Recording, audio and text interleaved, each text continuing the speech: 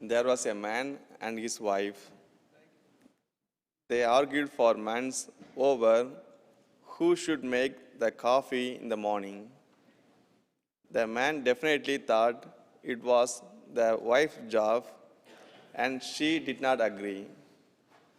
After several heated debates, and she finally said, I can prove from the Bible that it is your job. He said, there is nothing in the Bible about making coffee. She said, sure, there is. She called him over and opened her Bible and pointed to the book of Hebrews.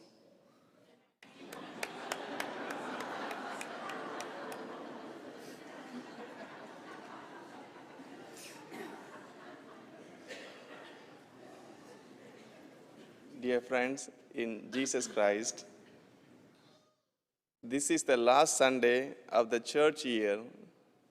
Next Sunday, the first Sunday of Advent, is the beginning of the church new year. The church liturgical year always closes with the feast of Christ the King. Kings were quite common in the time of Jesus. They were the powerful elite who were to be obeyed and feared. Jesus spoke about the rulers to his disciples, saying, you know that among the Gentiles, those whom you recognize as their rulers lord it over them, and their great ones are tyrants over them. However, insofar as Jesus was a king, he was a very different kind of king.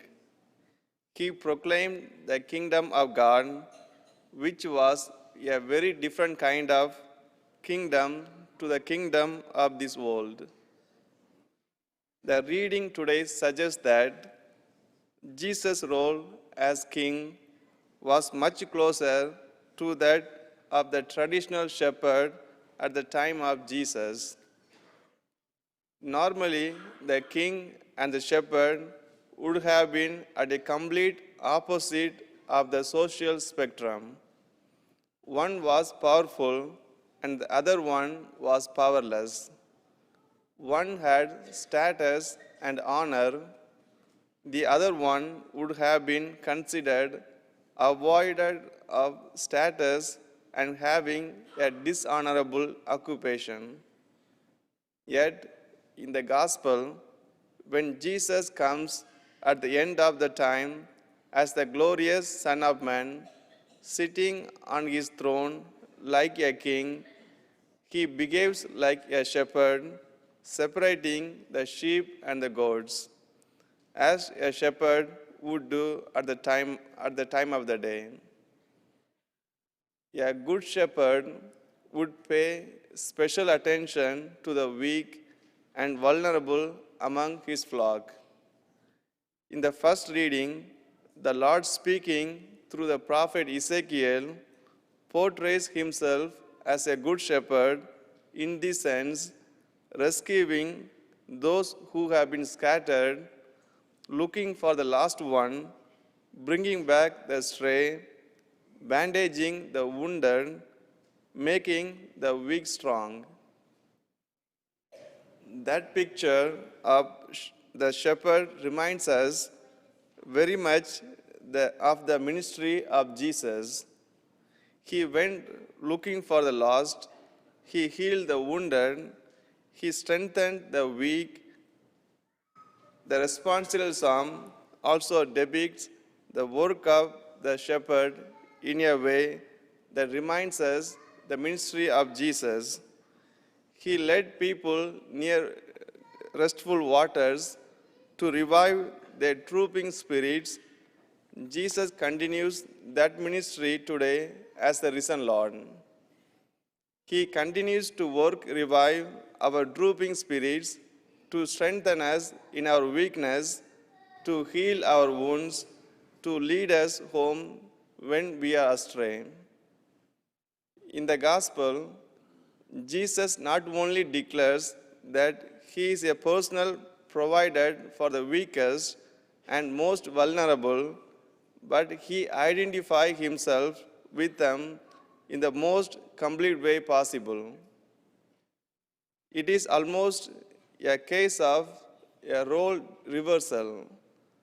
He is not only a shepherd to the hungry, the thirsty, the stranger, the naked, the sick, and the imprisoned, but he is present in them, waiting to be shepherded by others. He identifies so completely with those in greatest need that to touch them is to touch him. What we do or fail to do to them, we fail to do or we fail to do to Jesus. By the standards of this world, this is a very strange king indeed, because the gap between rulers and ruled has completely collapsed. By identifying with those in need of shepherding, Jesus is calling on us to become shepherds. We are called to be shepherds to others. That may seem a daunting task, but when Jesus spells out what that means in the gospel, it is not about heroic deeds that only a few people would ever do. The simplest of action are what matter.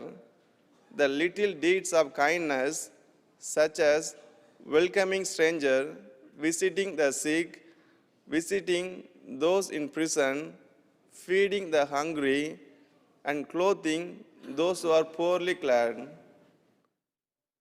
Another saying of Jesus in the gospel bears that out: whoever gives me a cup of water to drink will by means of lose their reward. Jesus seems to be saying that this ordinary act of kindness, which are within the capacity of us, all have eternal significance.